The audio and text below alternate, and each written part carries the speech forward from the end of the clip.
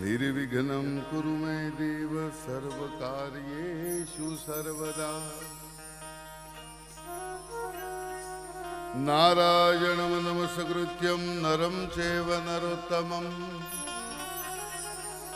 देवी सरस्वती व्यासो ततो जयमुदीरये। व्यासाय विष्णुरूपाय व्यासरूपाय विष्णवे नमो वे ब्रह्मविदये वासिष्ठाय नमो नमः। कृष्णाय वासुदेवाय हरये परमात्मने प्रणतक्लेशनाशाय गोविन्दाय नमो नमः। अतुलितबलधामं हेमशैलाभदेहं दनुजवनकृशानं ज्ञानिनामग्रगण्यं सकलगुणनिधानं वानराणामधीशं रघुपतिप्रियभक्तं वातजातं नमामि। उल्लङ्घ्य सिन्धौ सलिलं सलीलं यः शोकवहने जनकात्मजायाम् आदाय तेनेव ददाह लङ्का नमामि प्राञ्जलिराञ्जनेयम्। मनोजवं मारुततुल्यवेगं जितेन्द्रियं बुद्धिमतां वरिष्ठं वातात्मजं वानरयूथमुख्यं श्रीरामदूतं शरणं प्रपद्ये। आदौ रामतपोवनादिगमनं हत्वा मृगं काञ्चनं वैदेहीहरणं जटायुमरणं सुग्रीवसम्भाषणं वालीनिग्रहणं समुद्रतरणं लङ्कापुरीदाहनं पश्चाद् रावणकुम्भकर्णहननम् एतद् श्रीरामायणम्। सच्चिदानन्दरूपाय विश्वोत्पत्त्यादिहेतवे तापत्रयविनाशाय श्रीकृष्णाय वयं नमः। अज्ञानतिमिरान्धकारां ज्ञानाञ्जनशलाकयां चक्षुरुन्मीलितं येन तस्मै श्रीगुरुवे नमः। करारविन्देन पदारविन्दं मुखारविन्दे विनिवेशयन्तं वटस्य भद्रस्य पुटे शयानं बालं मुकुन्दं मनसा स्मरामि। श्रीकृष्ण गोविन्द हरे मुरारी हे नाथ नारायण वासुदेव जिहवे विवस्वामृतमेतदेव गोविन्द दामोदर माधवे।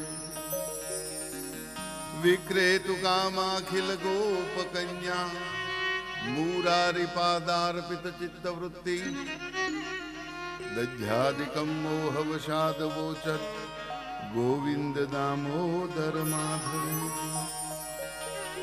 गृहे गृहे गोपवधू कदम्ब सर्वे मिलित्वा समवाप्य योगम् पुण्यानि नामानि पठन्ति नित्यं गोविन्द दामोदर माधवे। सुखं शयानां निलये निजेऽपि नामानि विष्णु प्रवदन्ति मर्जां ते निश्चितं तन्मयतां व्रजन्ति गोविन्द दामोदर माधवे। जिह्वे सदेवं भज सुन्दराणि नामानि कृष्णस्य मनोहराणि समस्त भक्तारति विनाशनामि गोविन्द दामोदर माधवे। सुखावसाने इदमेव सारं दुःखावसाने इदमेव गेयं देहावसाने इदमेव जाप्यं गोविन्द दामोदर माधवे। श्रीकृष्ण राधावर गोकुलेश गोपाल गोवर्धन नाथ विष्णु जिह्वे पिबस्वामृतमेतदेव गोविन्द दामोदर माधवे। जिहवे रसज्ञे मधुरप्रियत्वां सत्यं हितं त्वां परमं वदामि अवर्णमेयं मधुराक्षराणि गोविन्द दामोदर माधवेति त्वामेव याचे मम देहि जिह्वे समागते दण्डधरे कृतान्ते वक्तव्यमेवं मधुरं सुभक्त्या गोविन्द दामोदर माधवेति गोपीपति कंसरिपु मुकुन्द लक्ष्मीपति केशव वासुदेव जिह्वे विवस्वामृतमेतदेव गोविन्द दामोदर माधवेति अग्रे गुरूणामथ पाण्डवानां दुःशासनेनारतवस्त्रकेशां कृष्णा तदा क्रोशदनञ्जनाथा गोविन्द दामोदर माधवेति गोविन्द दामोदर माधवेति।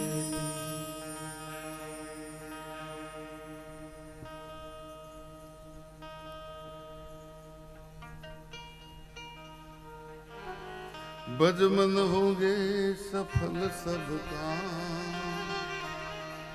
श्री राम जय राम जय जय राम। बजमन होंगे सफल सब काम श्री राम जय राम जय जय राम। हे भजमन होंगे सफल सब काम श्री राम जय राम जय जय राम। बजमन होंगे सफल सब काम श्री राम जय राम जय जय राम। श्री राम जय राम जय जय राम। श्री राम जय राम जय जय राम। बजमन होंगे सफल सब काम सफल सब काम श्री राम जय राम जय जय राम। श्री राम जय राम जय जय राम। श्री राम जय राम जय जय राम।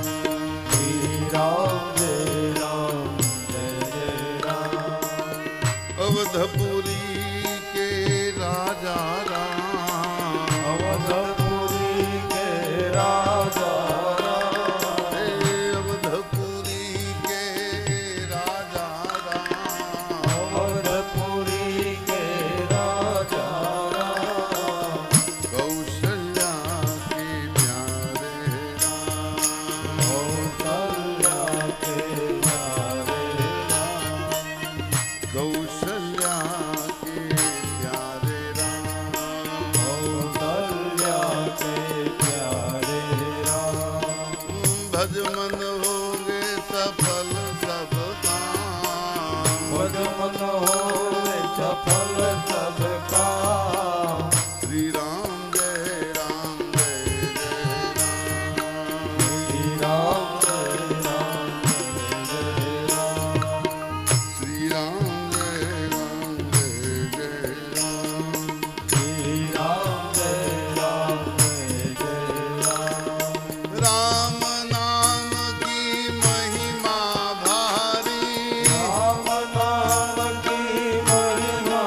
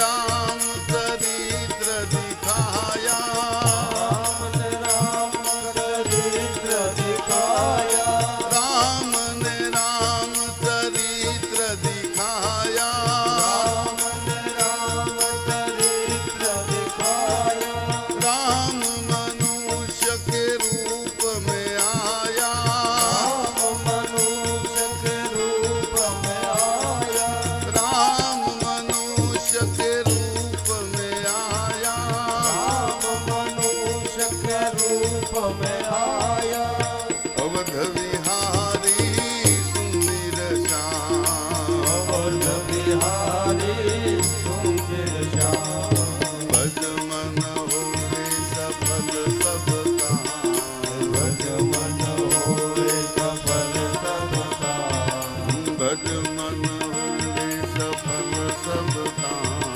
भज मन होवे सफल सब काम।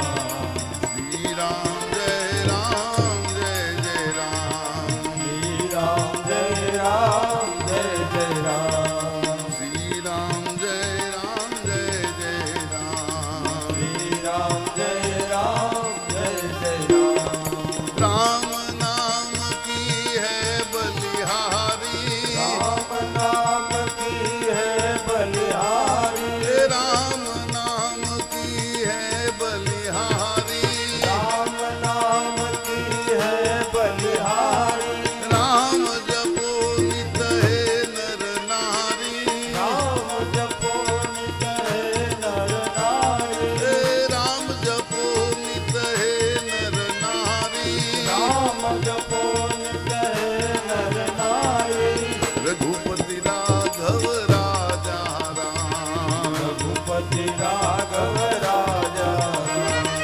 भज मन होंगे सफल सब काम, भज मन होवे सफल सब काम, भज मन होंगे सफल सब काम, भज मन होवे सफल सब काम। श्री राम जय राम जय जय राम, श्री राम जय राम जय जय राम, श्री राम जय राम जय जय राम, श्री राम जय राम जय जय राम, राम के दास के पास में जाए, राम के दास के पास में जाए, राम के दास के पास में जाए, राम के दास के पास में जाए, किस विध राम के दर्शन पाए, जब राम के दर्शन पाए, किस विध राम के दर्शन पाए, जब राम के दर्शन पाए, भक्तों के रखवाले राम, भक्तों के रखवाले राम, भज मन होंगे सफल सब काम, भज मन होवे सफल सब काम, भज मन होंगे सफल सब काम, भज मन होवे सफल सब काम। श्री राम जय राम जय जय राम, श्री राम जय राम जय जय राम, श्री राम जय राम जय जय राम, श्री राम जय राम जय जय राम, प्रेम से प्रभु के गुण हम गाए, प्रेम से प्रभु के गुण हम गाए, प्रेम से प्रभु के गुण हम गाए, प्रेम से प्रभु के गुण हम गाए, नित उठ उठ सत्संग में जाए, उठ उठ सत्संग में जाए, नित उठ उठ सत्संग में जाए, उठ उठ सत्संग में जाए, प्रभु से मिलाए हमें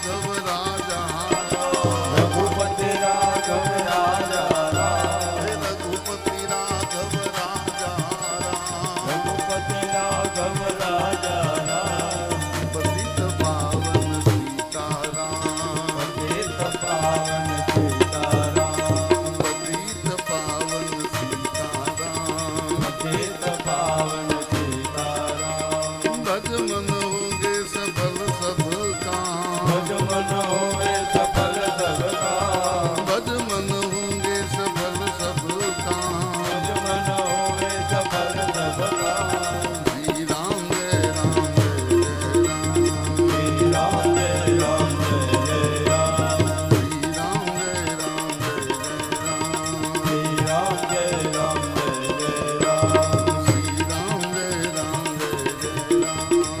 રામ શ્રી રામ જય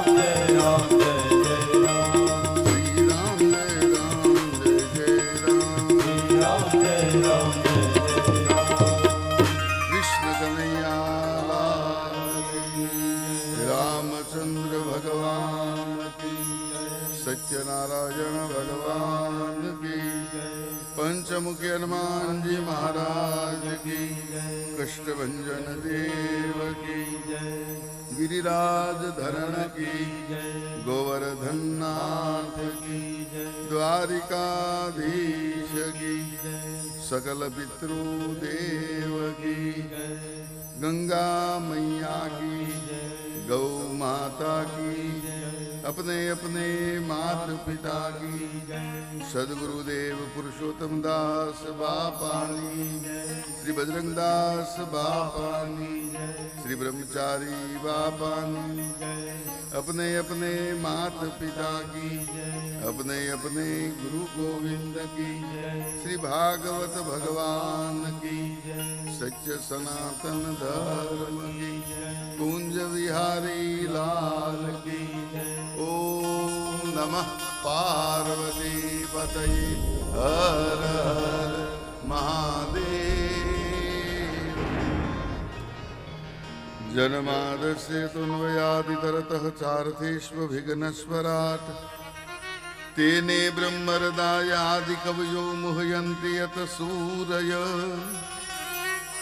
तेजो वारिवृदा यथा विनिमयो यत्र त्रिसर्गो मृषा दाम्यास्तेन सदा निरस्तकुहकं सत्यं परं धीमहि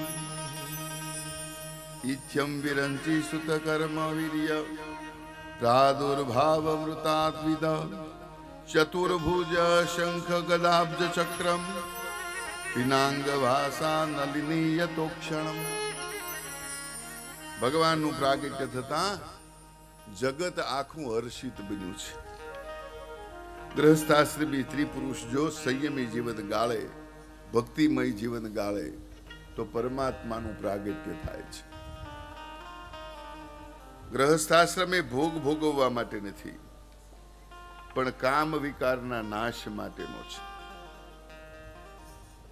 કૃષ્ણમય વૃત્તિ એ અદિતિ છે અને સર્વની અંદર જે એકત્વનો અનુભવ કરે છે એ કશ્યપ છે.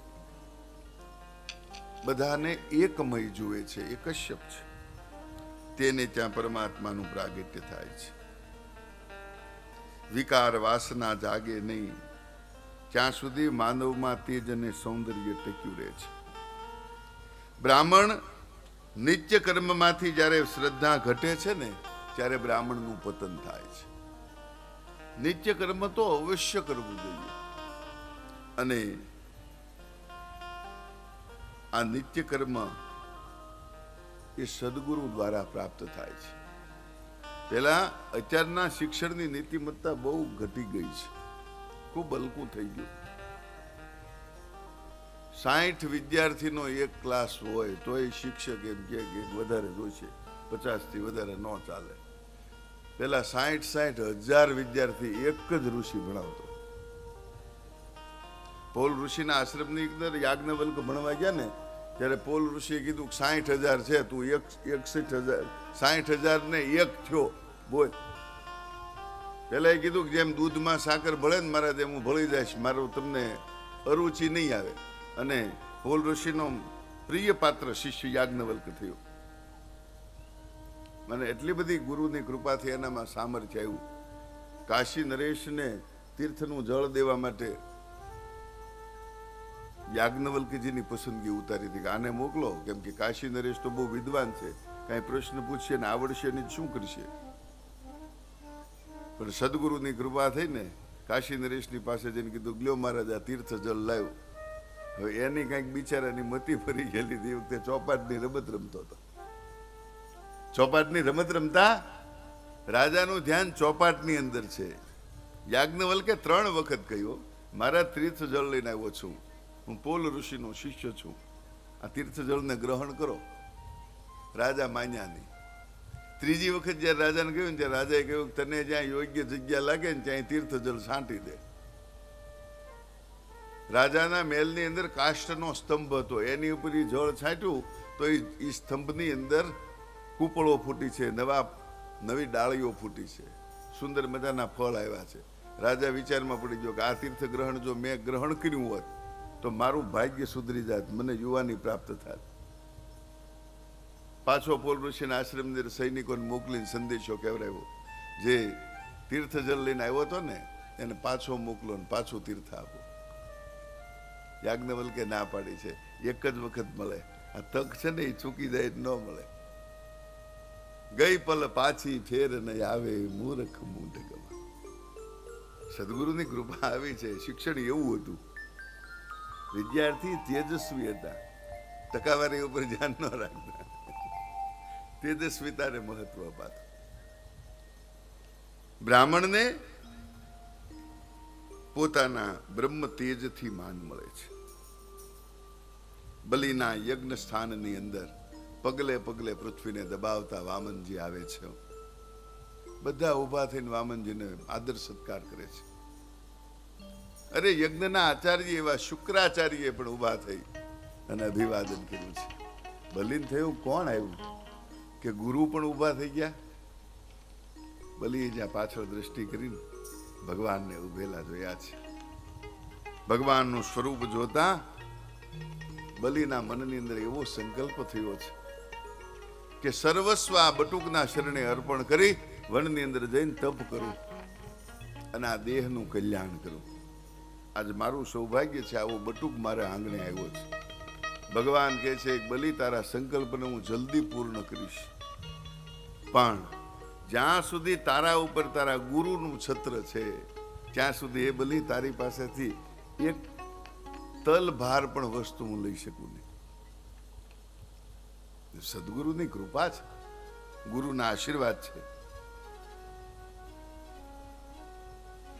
બલિએ ઉભા થયો છે, પોતાની પત્ની વિંધ્યાવલીને ઉભા કરી છે. બંને ઉભા થઈ મહારાજને પોતાના મહેલની અંદર પધરાવ્યા છે. મહારાજ અમારું આંગણું પાવન કરો. બલિના મહેલની અંદર ભગવાન આવ્યા છે. બ્રહ્મ તેજની કેટલી બલિહારી છે જુઓ. બલિ ત્રિલોકનો રાજા હતો, છતાં ક્યાં બેઠો છે? બ્રાહ્મણના ચરણમાં બેઠો છે. સોનાના સિંહાસન ઉપર ભગવાન બેઠા છે. સુવર્ણનો થાળ મગાવ્યો છે, ભગવાનના ચરણ કમલને પધરાવ્યા છે. વિંધ્યાવલી જળ રેડે છે, બલિ ભગવાનના ચરણની સેવા કરે છે. બલિની પુત્રી જેનું નામ રત્નમાલા હતું, એણે વિચાર કર્યો કે મારા પિતાજી આ બટુકના ચરણ ધોવે છે ને, સાથોસાથ જો મારું કન્યાદાન કરી નાખે ને તો મારા પિતાજીને સારો જમાય મળે. મનની અંદર સંકલ્પ થયો છે. ભગવાન મંદ મંદ હસે છે. ચરણ સેવા કર્યા પછી બલિ ભગવાનને પૂછે છે, મહારાજ તમારી શું સેવા કરું? ભગવાન કહે છે, હે બલિ, આ તમે મને પૂછો છો ને કે હું તમારી શું સેવા કરું, આ તમારી પેઢી દર પેઢીથી ચાલ્યો આવતો ધર્મનો નિયમ છે. ભલે તું અસુર રહ્યો, પણ તારા દાદા જે પ્રહલાદજી હતા એ નારાયણના અનન્ય ભક્ત હતા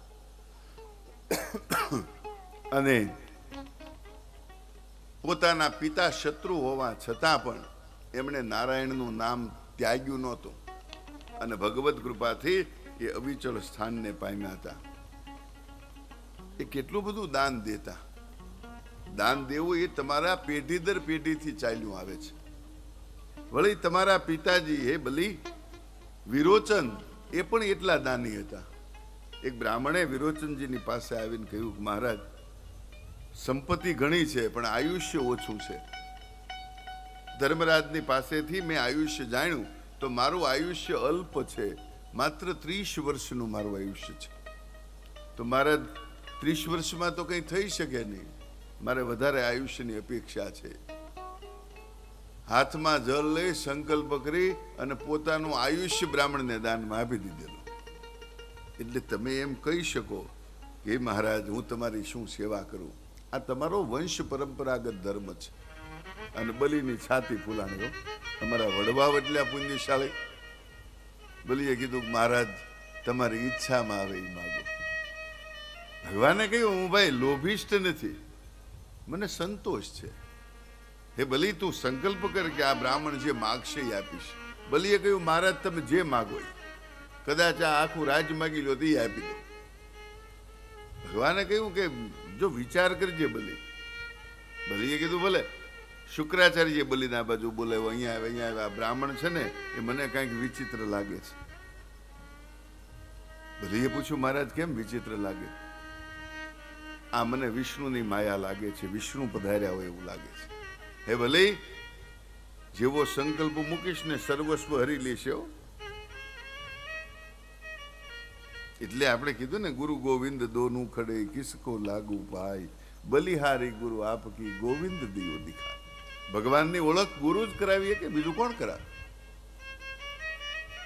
બલીએ કીધું કે ધન્ય છે મહારાજ, આખું જગત જેની પાસે યાચના કરે, જગત જેની પાસે માગણી કરે, એ ભગવાન આજ મારે દ્વારે મારી પાસે માગવા આવ્યા. આ તો મારા અહોભાગ્ય કહેવાય. જો બલી હું તને ચેતવું છું, આનો ભરોસો કરાય નહીં. બલીએ કીધું કે મહારાજ હવે જે થવું હોય થાય, બધું એને અર્પણ કરી દેવું છે. અને શુક્રાચાર્યનો મગજ ગયો. શુક્રાચાર્યએ કહ્યું ક્યારનો સમજાવું છું છતાં માનતો નથી. જ્યાં રાજ્ય અને લક્ષ્મીથી ભ્રષ્ટ થઈ જાય. ભગવાન કહ્યું આજ જોતું હતું, તારા ઉપરથી તારા ગુરુનું છત્ર જતું રહ્યું, હવે મારું કાર્ય થશે. ભગવાને બલીને બોલાવ્યો, બલી શું કરો છો? જો તારો વિચાર ન હોય તો ભાઈ હું જતો રહું. બલીએ કીધું ના મહારાજ એવું કોણે કહ્યું? વિચાર તો અમારો છે જ તે, અમારે આપવું જ છે. તો તને તકલીફ ક્યાં નડે? અમારા ગુરુ આનાકાની કરે. ગુરુએ ના પાડી છે સંકલ્પ નહીં કરાવો. અરે મને આવડે સંકલ્પ કરાવો. લાવ જળની જારી. બલીએ જળની જારી લાવી દીધી છે. હાથમાં જળ લેવા માટે બલીએ આમ હાથમાં જારી લઈને જ્યાં નાળચાને નમાયું પણ પાણી આવ્યું નહીં. ભલી વિચાર કરે છે મારા જારી તો આખી ભરેલી છે, કેમ જળ આવતું નથી? ભગવાન કહે છે હું બધું જાણું છું. શુક્રાચાર્ય એવા ગુરુ હતા, પોતાના શિષ્યને કંગાળ થતો જોઈએ ક્યાં નહીં. આનું નામ ગુરુ કહેવાય. પોતાના પ્રાણના ભોગે પણ પોતાના શિષ્યનું રક્ષણ કરે છે. પણ આમ ગણો તો પાછું એક ખરાબ બાજુ પણ ગણાય. ધર્મ કાર્ય કરતા બલીને અટકાવે છે. એટલા માટે ભગવાને સજા કરી છે. ભગવાને પોતાના દર્ભાસનમાંથી એક સળી ખેંચી અને જારીના નાળચામાં ભરાવી છે. જાળીના નાળચામાં સળી ઘૂંસતા શુક્રાચાર્યની એક આંખ ફૂટી ગઈ છે. શુક્રાચાર્ય જલ્દીથી બહાર નીકળી ગયા અને થયું કે જો ભગવત કાર્યમાં વિઘ્ન નાખીશ ને તો ભગવાન બે આંખે ધબોધબ કરશે. શુક્રાચાર્ય નાળચામાંથી બહાર આવ્યા છે. બલીએ હાથમાં જળ લીધું છે. ભગવાન પોતે આજ બલીને સંકલ્પ કરાવે છે. વિષ્ણોર વિષ્ણોર વિષ્ણુ શ્રીમદ ભગવત મહાપુરુષસ્ય વિષ્ણોરાજ્ઞયા પ્રવર્તમાનસ્ય બ્રહ્મણેતિ પ્રાર્ધે શેતવરાહ કલ્પે વસ્મત્મન્વંતરે અષ્ટાવિશતમે કલયુગે કલિપ્રથમ ચરણે ભારત વર્ષે ભરતખંડે જંબુરદીપે આર્યાવૃતાંતર ક્ષેત્રે. આમ કરીને જ્યાં ભગવાને સંકલ્પ કરાયો અને બલીને કહ્યું મૂક જળ નીચે. ને બલીએ જેવું જળ નીચે મૂક્યું, ભગવાને કહ્યું છે કે બલી 3 પગલા ભૂમિ જ જોવે છે. બલિ કે આપી 3 પગલા ભૂમિ જોઈએ છે. શાસ્ત્રની અંદર ઘણી ચર્ચા કરી છે, પણ આપણે રામકથા કરવાની છે. બપોરે 12 વાગે તો રામ લાવવા પડે એમ છે. બલિએ ઘણી ચર્ચા કરી છે. ભગવાન વામનમાંથી વિરાટ થયા છે. એક જ પગલાની અંદર સમગ્ર પૃથ્વીને ભગવાને માપી લીધી છે. બલિને કહ્યું, બોલ બલિ, બીજું પગલું ક્યાં મૂકું? બલિએ કહ્યું છે, મહારાજ, જેટલી ધરતીનો માલિક હું છું ને એટલા આકાશનો પણ હું માલિક ગણાવ. ભગવાને બીજું ચરણ છે એ આકાશની અંદર પધરાવ્યું છે. આકાશની અંદર ચરણ પધરાવતા બ્રહ્માંડ છેદાયું છે. અને ભગવાને બ્રહ્માજીએ નારાયણના જમણા પગના અંગૂઠાની અંદર જે ગંગાજી છુપાયા હતા એ ગંગાજીને પોતાના કમંડલમાં ધારણ કર્યા છે. સાંકેત લોકની અંદર ભગવાનની અખંડ રાસલીલા ચાલે. એમાં ભગવાન અને રાધાજી બંનેને પ્રસ્વેદ થયો છે.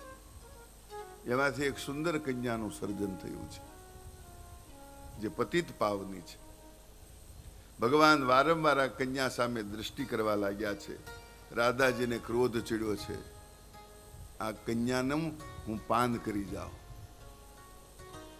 એટલે એ જે કન્યા હતા, એ શ્વેત વસ્ત્રધારી જે કન્યા હતા, એ ભગવાનના જમણા પગના અંગૂઠાની અંદર સમાઈ ગયા છે.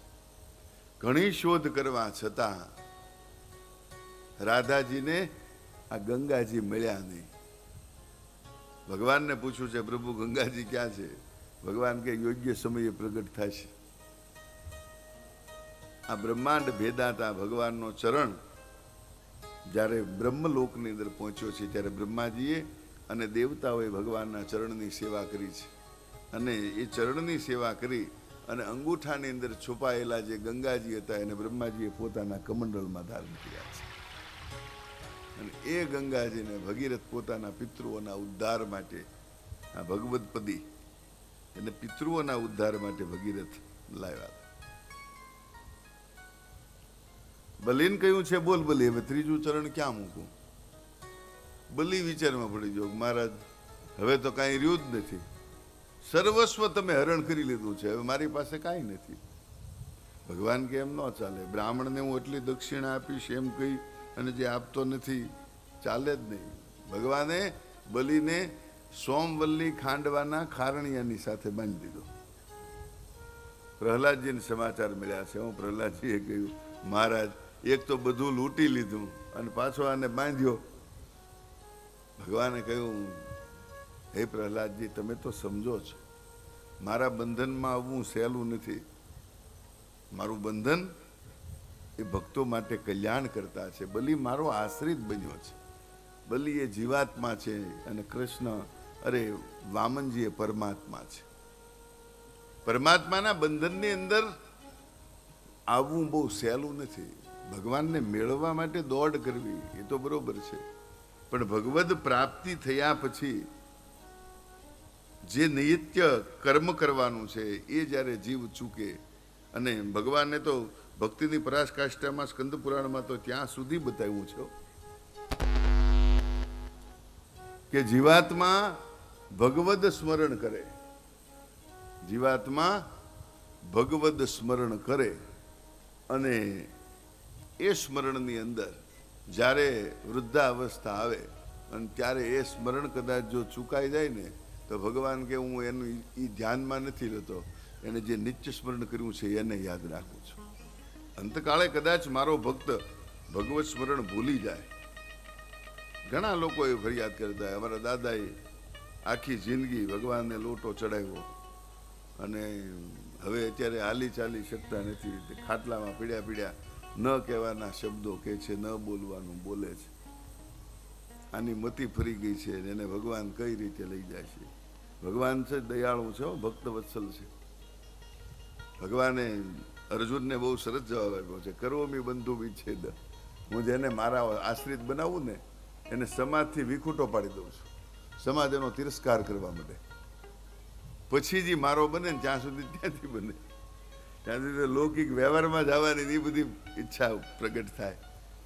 એ ભગવાનની લીલા આકળ છે. ભગવાન કહે છે કે જેણે મારું નામ સ્મરણ કર્યું છે એ અંત સમયે કદાચ મારા નામને વિસરી જાય તો ભગવાન કહે છે હું એ યાદ રાખું છું કે એનું સ્મરણ નિત્ય છે. એને લેવા માટે મારે આવવું પડે છે. મહારાજ તમે બલિને બાંધ્યો એ યોગ્ય કર્યું છે, પ્રહલાદજીએ કહ્યું છે. પણ જેવો બલિ ભગવાનના બંધનની અંદર આવ્યો ને અને બલિની બુદ્ધિ સુધરી ગયો, બલિએ કહ્યું ઉભારો ઉભારો ઉભારો મહારાજ, હજી ત્રીજી જગ્યા છે. ભગવાનના શરણમાં બલિ આવ્યો છે એટલે બુદ્ધિ તો સુધરે, બંધનની અંદર આવ્યો છે. બલિએ કહ્યું મારા ત્રીજી જગ્યા છે, ત્રીજું જગ્યા એ મારું શરીર છે, મારો દેહ છે. કેમ કે આ શરીરથી મેં ઘણા બધા કાર્યો કર્યા છે, માટે ત્રીજું પગલું મારા શરીર ઉપર પધરાવો, મારા મસ્તક ઉપર પધરાવો, મને આપનો બનાવી લ્યો. એ નાથ હું એમ માનતો તો અત્યાર સુધી કે આ બધું મારું છે મારું છે મારું છે, પણ મહારાજ હવે મને સમજાયું છે આ બધું આપનું છે, હું પણ તમારો છું. મેરા મુझ में कुछ नहीं, जो कुछ है सो तेरा, तेरा तुझको सौंप के अब क्या लगेगा मेरा.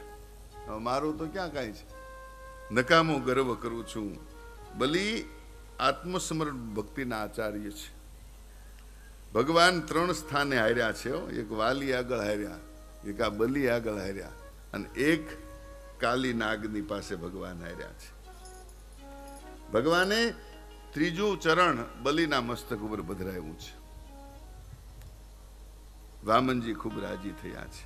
ધન્ય છે બલિ તને, તારી ભક્તિને ધન્ય છે, તે તો સર્વસ્વ અર્પણ કરી દીધો. ભગવાનનું ચરણ મસ્તક ઉપર પધરાવવું એટલે ભગવાનનું સર્વસ્વ છે, બધું ભગવાનનું છે. તે મને તારું સર્વસ્વ અર્પણ કરી દીધું છે. હે બલિ, હવે હું તને આજ્ઞા કરું છું, તારી ઈચ્છામાં આવે એ માગ. બલિ હસવા માંડ્યો. મહારાજ ઘડીક પહેલા હું એમ કહેતો હતો કે તમારી ઈચ્છામાં આવે એ માગો, તમારી ઈચ્છામાં આવે એ માગો, અને હવે તમે એમ કહો છો તારી ઈચ્છામાં આવે એ માગ, તારી ઈચ્છામાં આવે. આ માગવાનું ક્યાં સુધી હાલ છે? ભગવાન ખૂબ રાજી થયા છે. બલિ તું ઈચ્છતો હો ને આ ત્રણેય લોકનું રાજ તને હું અર્પણ કરી દઉં. ધન્ય છે તારી ભક્તિને. બલિએ કીધું નહીં મહારાજ, હવે મને એનો મોહ નથી રહ્યો. ભગવત પ્રાપ્તિ થાય ને પછી આવી સ્થૂળ કામનાઓ રહેતી નથી. મહારાજ મને એવો મોહ નથી, મારે કાંઈ જોતું નથી, પણ મહારાજ હું જ્યાં રહું ને ત્યાં તમે મારા દ્વાર રક્ષક બનો. ભગવાન કે તથાસ્તુ. ભગવાને બલિને સુતલ પાતાલનું રાજ્ય આપ્યું છે, અને ભગવાન પોતે ત્યાં દ્વારપાળ બની રહ્યા છે. ભગવાન દ્વાર રક્ષક થયા છે. બલિ છે ને એ જીવાત્મા છે, અને ભગવાન છે એ પરમાત્મા છે. જીવાત્માના રક્ષક જ્યારે પરમાત્મા બને ને ત્યારે જીવને પાપ કરવાની વૃત્તિ દૂર થાય, નાશ પામે. બહુ સરળ સિદ્ધાંત છે. કપાળમાં તિલક ચાંદલો કર્યો હોય પછી ટોકીજમાં પિક્ચર જોવા જાય ને તો બાજુવાળો તરત કે ભગત અહીંયા તમારે થોડું બે આય, પાપ કર્મ કરતા અટક્યા કે નહીં, લારી ઉભા રહીને પાઉંભાજી ન ખાઈ શકો, તરત કે ભગત આ કપાળમાં ચાંદલો અને તમે અહીંયા. પાપ કરવાની વૃત્તિ છે ને એ દૂર કરે છે. આ તિલક ને ચાંદલો તો બહુ, આ ભગવાનની છાપ છે, આ મારો છે. પોસ્ટની અંદર આપણે પેલા ટપાલ નાખતા તેની ઉપર સિક્કો લાગતો કે ફલાણા ગામની ટપાલ છે ત્યાં જવા જોઈએ. આ એક પ્રકારનો સિમ્બોલ છે. ના, બ્રહ્માનો બાળક છે, નારાયણનો બાળક છે, શિવનો બાળક છે, જે પંથનો હોય ત્યાં જવા જોઈએ. પણ કોરા હોય એને પાછા કાઢે, નોટપેડ કરી નથી આવતું કે માલિક મળવા ન મળવાથી પરત. સિક્કો છે, સિમ્બોલ છે. એવું નથી કે તમે આ પ્રકારનું તિલક કરો, એવું નહીં. તમારા ઈષ્ટદેવ જે હોય, તમે જેને માનતા હો, જે તમારા આરાધ્ય હોય એનો તિલક કરો, પણ તિલક અવશ્ય કરવું જોઈએ. આ ભગવાનની છાપ છે. સુતલ પાતાલની અંદર ભગવાન રહ્યા છે. 2 પ્રકારની કથાઓ છે, પણ એ કથાની અંદર એ ઘણું મહત્વ છે. શ્રીધર સ્વામીએ જે કથા લખી છે ને એ કથા મને ગળે ઉતરી એટલે હું તમને એ કથા કહું છું. કેમ કે શ્રીધર સ્વામી છે એ શ્રીમદ ભાગવતના પ્રમુખ આચાર્ય છે. શ્રીધર સ્વામીએ લખ્યું છે કે આ સમાચાર નારદ મુનિએ વૈકુંઠમાં જઈને આપ્યા છે. લક્ષ્મીજીને કહ્યું છે કે હવે નારાયણ નહીં આવે, એ સર્વિસમાં લાગી ગયા. લક્ષ્મીજી કે છે કે એલા કેવી વાત કરે તું? હા કે હું સાચી જ વાત કરું, ભગવાન સર્વિસમાં લાગ્યા. પણ કે એને શું જરૂર, તોય લાગ્યા. ભગવાન તો ભક્ત વત્સલ છે. પણ હે માં, તકલીફ એક છે. લક્ષ્મીજીએ કીધું શું તકલીફ છે? ભગવાન બલિના ચોકીદાર બન્યા છે, દ્વારપાળ બન્યા છે, દ્વાર રક્ષક બન્યા છે. લક્ષ્મીજી કીધું તો બહુ સારી વાત કહેવાય. હા, વાત તો સારી છે, પણ તકલીફ એક છે. બલિના મહેલને 52 દરવાજા વાળો મહેલ છે, 52 બલિનો. અને બલિએ એવું ભગવાન પાસે માગ્યું છે કે હું જ્યાં દ્રષ્ટિ કરું ત્યાં મને પરમાત્માનું દર્શન થાય. હવે બલિ કઈ બાજુ દ્રષ્ટિ કરે કઈ નક્કી નહીં. ભગવાનને દોડવું ખૂબ પડે છે કે તમે કંઈક બલિને પાસે જઈને આવી માગણી કરો, કંઈક મદદરૂપ થાય. લક્ષ્મીજી સુતલ પાતાલમાં આવ્યા છે. કથાનો ભાવ ખૂબ સુંદર છે. નારાયણનું ભજન કરશો ને તો લક્ષ્મી મેળવવા દોડવું નહીં પડે. નારાયણને ગોતતી લક્ષ્મી ગમે ત્યાં હશો ત્યાં આવશે. સુતલ પાતાલની અંદર લક્ષ્મીજી આવ્યા છે. એવું કહેવાય છે કે એ દિવસ શ્રાવણ સુદ પૂર્ણિમાનો હતો. બલિને કહ્યું છે કે ભાઈ બલિ, મારે કોઈ ભાઈ નથી, હું તારી તને રક્ષા સૂત્ર બાંધવા માટે આવી છું. બલિએ કીધું કે તો બેન બહુ સરસ, તારા જેવી બેન જો રક્ષા બાંધતી હોય તો પછી કઈ ખામી રહે જ નહીં. સાક્ષાત લક્ષ્મીજી રક્ષા કરે, એને શું તકલીફ રહે? બલિને લક્ષ્મીજીએ રક્ષા બાંધી છે. લક્ષ્મીજીએ કહ્યું છે કે બલિ તું વચન આપ કે હું માગીશ એ આપીશ. બલિએ કીધું બેન તું માગી આપું જા. હે બલિ, તું મારો ભાઈ છો. બેન કોઈ દી ભાઈનું અહિત થાય એવું માગે નહીં. ઘણી કથામાં એવું આવે કે ભાઈ લક્ષ્મીજીએ કીધું કે આ તારો દ્વારપાળ જે છે એ મને દઈ દે. હવે જેને પરમાત્માની પ્રાપ્તિ થઈ હોય એને એટલી તો બુદ્ધિ હોય કે નહીં, ક્યાં કોણ છે એ. લક્ષ્મીજીએ કહ્યું છે કે બલી મારી એક વાત માનીશ ભાઈ, હું માગું યાર. બલી કે તું માગી, તું મારી બેન થઈ, હવે તને ના પડાય જ નહીં. લક્ષ્મીજીએ કહ્યું છે બલી, આ તારા નગરના જે 52 દરવાજા છે ને એમાંથી 51 બંધ કરી દે, એક જ ખુલ્લો રાખી. આ ભગવાનને બહુ દોડવું પડે છે. બલીએ બધા દ્વાર બંધ કરાવ્યા છે, એક દ્વાર ખુલ્લું રાખ્યું છે. નારાયણ પ્રસન્ન થયા છે. લક્ષ્મી અને નારાયણ પ્રસન્ન થતા, લક્ષ્મી અને નારાયણ પ્રસન્ન થતા બ્રહ્મા અને બ્રહ્માણી આવ્યા છે, શિવ અને પાર્વતી આવ્યા છે. બધા દેવતાઓએ નક્કી કર્યું છે કે બલી અમે કાર્યકારણના ભેદને લીધે અલગ અલગ દેખાય છે, પણ અમે છીએ તો એક ના એક. માટે હવે અમે વારા કરીએ છીએ. બધાયના વારા ગોઠવાણા છે. 4 માસ, ચાતુર્માસના સૌના વારા ગોઠવાણા. 4 મહિના બ્રહ્માજીએ બલિની ચોકી કરવાની, 4 મહિના મહાદેવજી ચોકી કરે, 4 મહિના લક્ષ્મીજી ચોકી કરે. આપણે આ દેવ પોઢી એકાદશી, દેવ ઉઠી એકાદશી, એનું મહત્વ જ છે ને. ભગવાન ચોકી પેરામાંથી બહાર આવે, આ એનું મહત્વ છે. આમ આ રીતનું આખું આયોજન કર્યું છે. એક વખત ભગવાન દ્વાર રક્ષક બનીને ઊભા છે અને બરાબર ત્યાં બલિની પાસે ભગવાન આવ્યા છે, ઊભા છે. અને એ વખતે બરાબર રાવણ આવ્યો છે.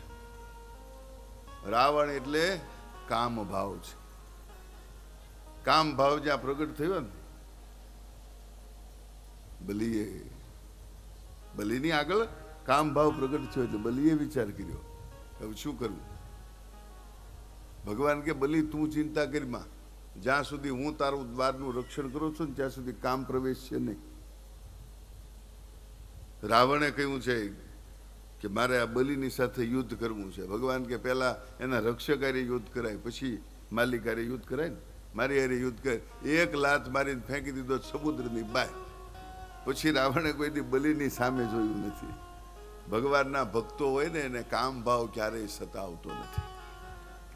કથાનો હેતુ આવો છે, કામ ભાવથી ભગવદ ભક્તો છે એ વિમુખ રહે છે.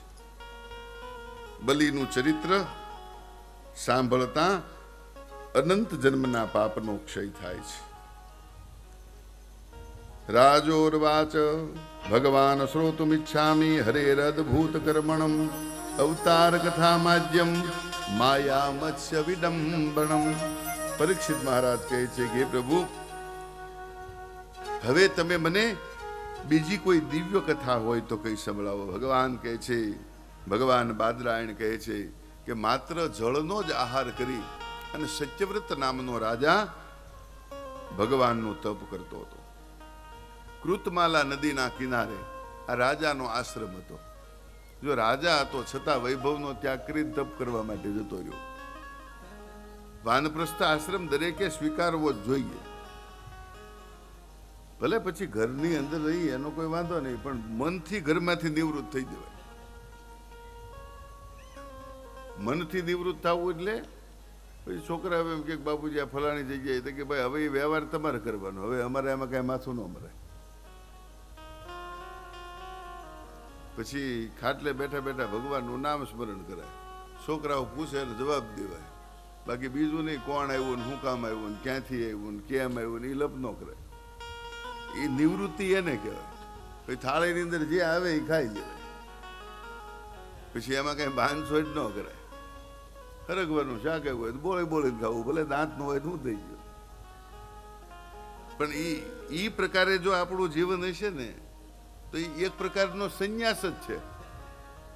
ભગવાને ધનદાસજીએ ગીતાની અંદર કહ્યું છે, ધનદાસની ગીતા છે, અર્જુન સુણો ગીતા સાર પાંડવ માનજો નિર્ધાર. એમાં એને કીધું છે, સંસાર શું સરસો રહે ને મન મારી પાસ, આ સંસારમાં લેપાય નહીં તે જાણ મારો દાસ. સંસારની અંદર રહેવું, કમળનું અસ્તિત્વ પાણી વગર થાય જ નહીં, કમળ જ ન બને. પણ કમળ છે એના પુષ્પ ઉપર તમે પાણીનું એક ટીપું નાખો તો એ રાખશે નહીં, નીચે ફેંકી દેશે. એમ સંસારની અંદર રહો પણ જળ કમલવત રહો.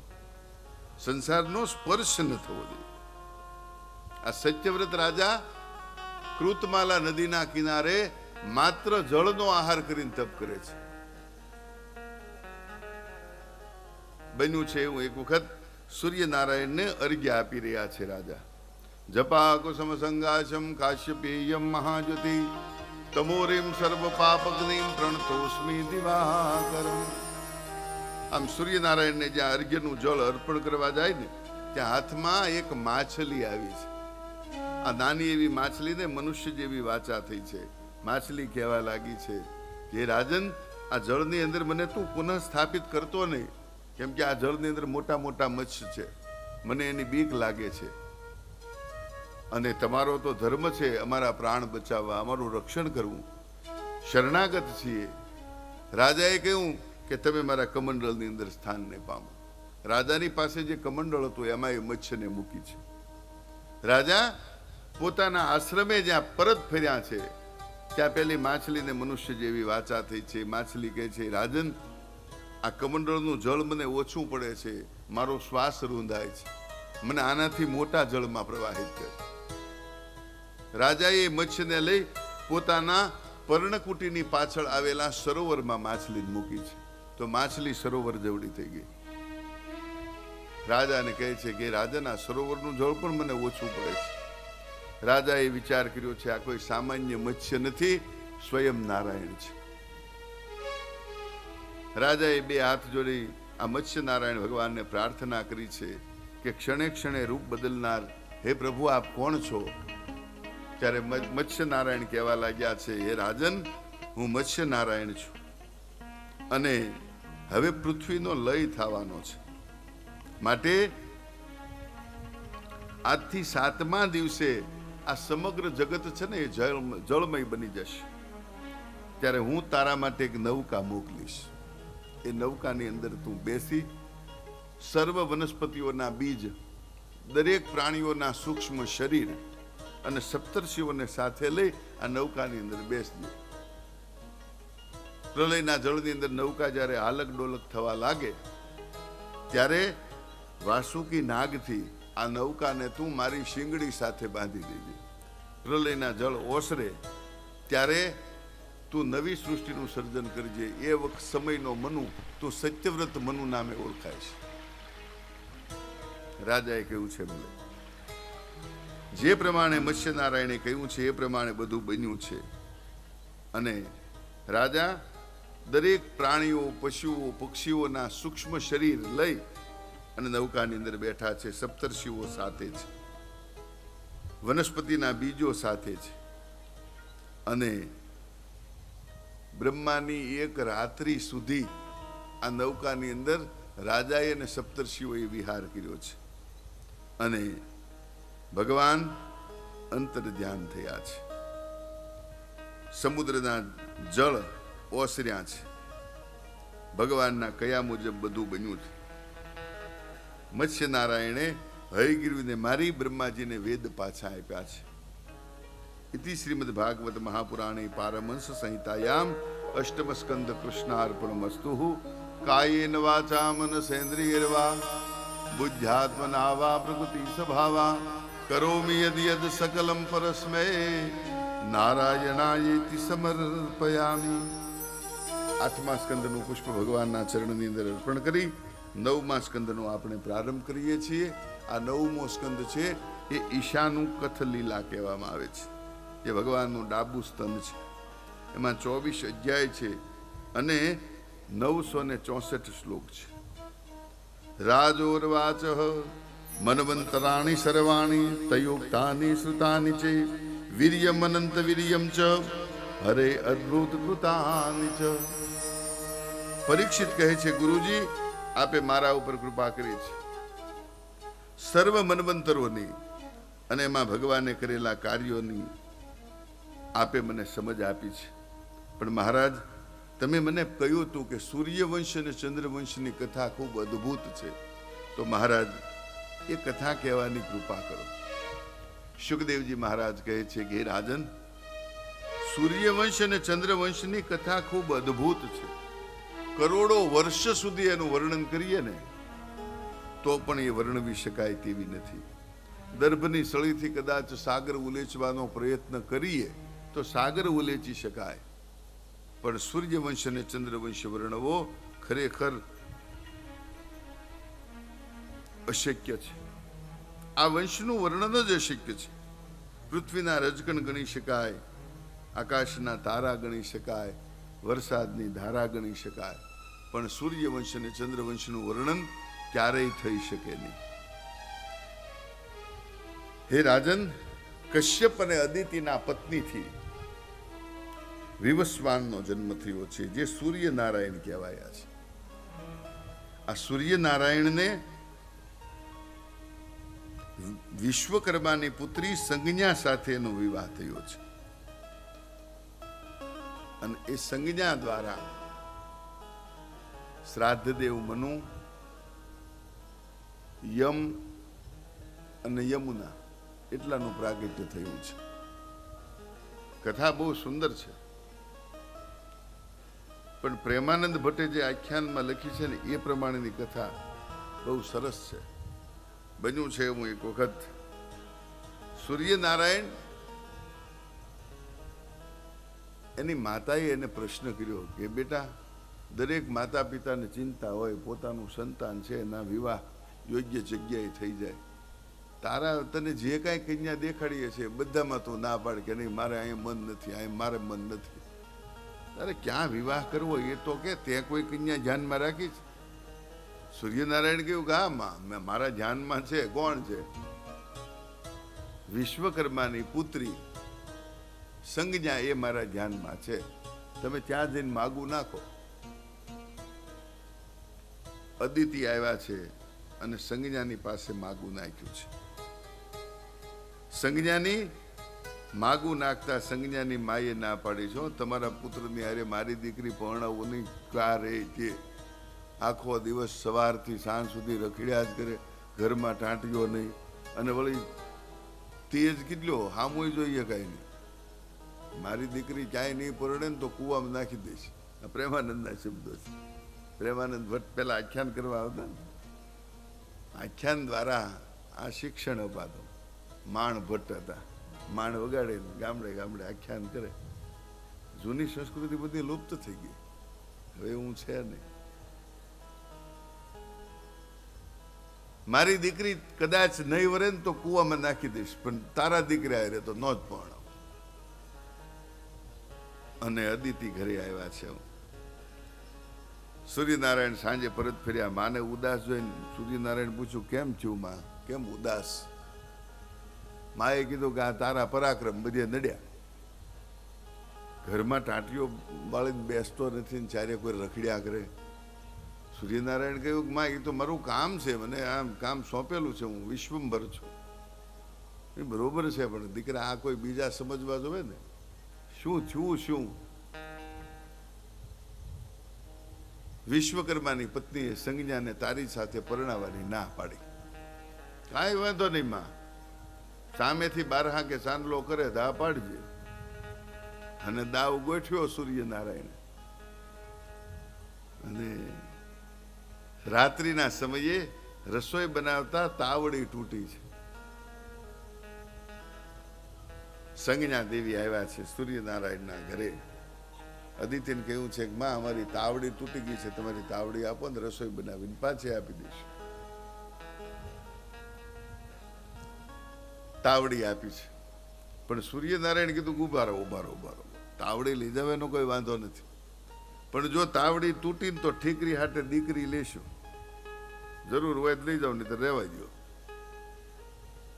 સંજ્ઞા તાવડી લઈને ઘરે આવીને પોતાની માને વાત કરી કે આવી શરત કરી, કાંઈ વાંધો નહીં કે સહી સલામત તાવડી પહોંચાડી દેવાની. આજ સવારમાં જ માગું લઈને આવી હતી અદિતિ, આજ સવારમાં જ માગું લઈને આવી હતી, એટલે તાવડી સંજ્ઞા તું સહી સલામત પહોંચાડી દેજે. સંજ્ઞાએ કીધું કાંઈ વાંધો નહીં માં. રસોઈ બનાવી અને પરત તાવડી સંજ્ઞા દેવી જ્યાં દેવા માટે જાય છે ને, સૂર્યનારાયણને ચિંતા થઈ, આ તાવડી સહી સલામત આવી ને તો આપણું પૂરું. સૂર્યનારાયણે માયાવી બે ઊંટ ઉત્પન્ન કર્યા છે. પરસ્પર ઝઘડો કરતા ઊંટ એકબીજા સાથે અથડાણા છે, અને એનો ધક્કો સંજ્ઞા દેવીને લાગ્યો ને તાવડી ફૂટી ગઈ.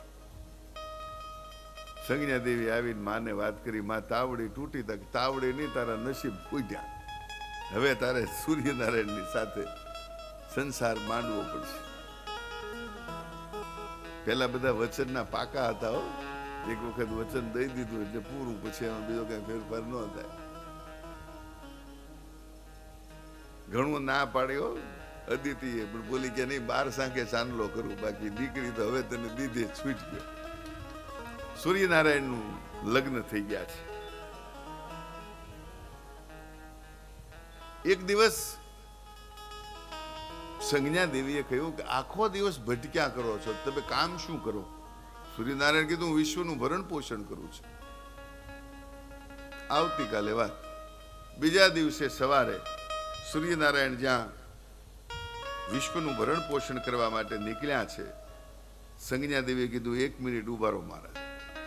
અને એક ડાબલી બતાવી, એની અંદર એક કીડીને પૂરેલી હતી. કીડી દેખાડી, જો અમારા આ કીડી છે, આનું ભરણ પોષણ કઈ રીતે કરો એ મારે જોવું છે. આમ કહીને ડબ્બી બંધ કરી દીધી. સાંજે સૂર્યનારાયણ જ્યારે પોતાના ઘરે પરત ફર્યા ત્યારે સંજ્ઞાએ કીધું, બધાનું ભરણ પોષણ કરીને આવ્યા મહારાજ? હા, બધાનું, કોઈ જીવ ભૂખ્યો નહીં, કોઈ નહીં. સવારમાં કીડી બતાવી હતી, યાદ છે ને? આમ કરીને જ્યાં ડાબલી ખોલે તો કીડી અડધો ચોખાનો દાણો ખાઈ ગયેલી. હવે સંજ્ઞા દેવીને ખબર નહીં, ડબ્બી બંધ કરતા હતા ત્યારે એના કપાળમાંથી ચોખાનો દાણો આ ડબ્બીમાં ખર્યો. ડબ્બી બંધ થઈ ગઈ. ઓહો, સંજ્ઞા દેવીને થયું કે હું હારી, હવે મારે અહીંયા રહેવું નથી. પોતાના માંથી એક બીજું સ્વરૂપ પ્રગટ કર્યું, જેનું નામ છાયા છે.